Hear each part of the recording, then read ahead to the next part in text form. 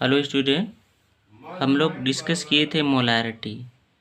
तो molarity equation and the normality equation, if A solution having the molarity m1 and volume v1 is diluted by the adding the solvent to final volume v2, so molarity of solution become m2। अगर दो solution है, अभी जैसे m1 कोई solution है, उसकी molarity m1 है और वॉल्यूम v1 है, उसको डाइल्यूट किया गया और भी सॉल्वेंट मिलाया गया तो m2 और v2 हो गया।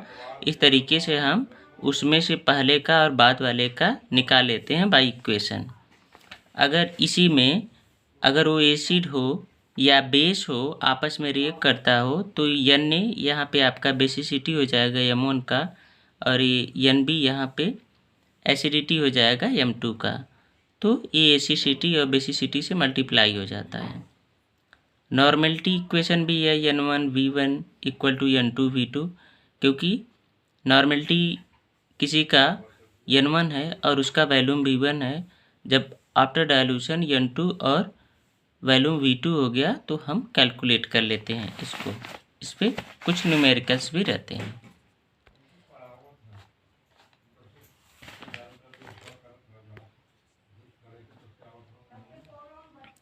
Percentage composition and the molecular formula. Percentage elements equal to total mass of element divided by molar mass of the compound into 100। किसी परसेंटेज कंपोजिशन मॉलिक्यूलर फार्मूला का निकालने के लिए, जैसे CH4 है तो total mass of element C का कितना हो गया, मोलर मास ऑफ CH4 का और मल्टीप्लाई 100 का, तो कार्बन का आ जाएगा। ऐसे ही हाइड्रोजन का निकालना है कांस्टिट्यूएंट, इस तरीके से निकाल लेते हैं, total mass of constituents upon the molar mass of the compound into 100 जैसे होता है। एग्जाम्पल के साथ हम देखेंगे what is the mass percentage of carbon, hydrogen and oxygen in the ethanol. तो molar mass of ethanol is the 46। Mass of carbon 2 carbon है तो 24 हो गया। मास ऑफ हाइड्रोजन यहाँ पे 6 है तो 6 हो गया। मास ऑफ ऑक्सीजन 1 है तो 16 हो गया। कार्बन का परसेंटेज इसमें कितना है, कार्बन कितना है 24 इंटू 100 अपॉन 46, क्योंकि 46 इसका टोटल मॉलिक्यूलर मास है, तो परसेंटेज कितना हो गया 52.17। ऐसे ही परसेंटेज ऑफ हाइड्रोजन का कितना है 6 इंटू 100, क्योंकि हाइड्रोजन 6 है 46 13.04 हो गया। ऐसे ही ऑक्सीजन कितना है 16 इंटू 100 46 एंड 34.78। इसका यूज होता है एम्पिरिकल फार्मूला को कैलकुलेट करने में। Empirical formula, it is the represent the simple whole number ratio of all the atoms present in one molecule of the compound।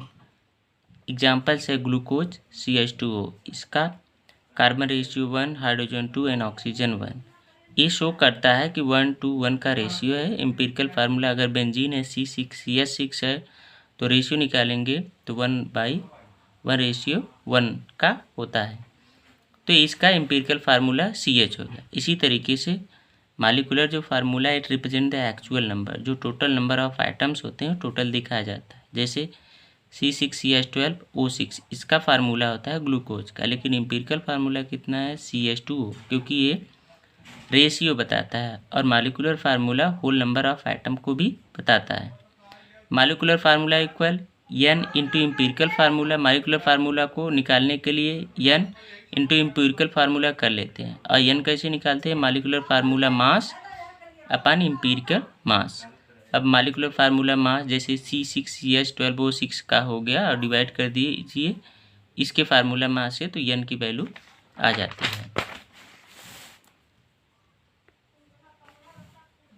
Determination of empirical and the molecular formula कैसे determine करेंगे, it involve the following step. कई step इसमें होते हैं। तो calculated by the dividing the mass ratio of each element with the atomic mass. Atomic ratio निकालते हैं, mass ratio of the elements its atomic mass. जैसे examples को हम देखेंगे तो एलिमेंट कार्बन हो गया, मास परसेंटेज इसमें 40 है तो एटॉमिक मास रेशियो 40.57 और इसका मास कितना हो गया 12, तो 3.38 हो गया। सेकेंड स्टेप्स है calculation for the simplest ratio of the various elements. Divide the atomic ratio of each element in by smallest value of the atomic ratio. यहाँ देखेंगे इस एग्जांपल्स में तो एटॉमिक रेशियो आपका जो सिंपलेस्ट रेशियो कैसे निकाला गया, जो कि 3.38 डिवाइडेड बाई 1.69, ये जो आया है यहाँ एटमिक रेशियो जो सबसे छोटा वाला नंबर होता है, यहाँ पे जो रेशियो आता है उससे डिवाइड करते हैं। तो 3 इसको डिवाइड कर लीजिए, इसका आया 8 इसको इसी से डिवाइड कर लीजिए, इसका आया सेम इसी से डिवाइड करके हमें ये मिल जाता है नंबर। इस नंबर को हम होल नंबर में चेंज कर लेते हैं 2, 5, 1, 1। तो यहाँ पे पता चलता है कि कार्बन का रेशियो 2 है, हाइड्रोजन का रेशियो 5 है, नाइट्रोजन का रेशियो 1 है, ऑक्सीजन का रेशियो 1 है। तो सेम ये स्टेप्स होते हैं। The value of the simplest atomic ratio are converted into whole number, जैसे आपको बताया गया। Same to write the empirical formula, empirical formula को राइट किया जाता है, and the whole number ratio as a obtain in the step 3। अब इसका एम्पिरिकल फार्मूला आपका हो जाएगा C2H5NO। यहाँ C2H5NO empirical formula. And molecular formula निकालने के लिए सेम हम इसका यूज करेंगे। Molecular formula equal empirical formula n कैसे निकालेंगे, molecular weight empirical formula wait.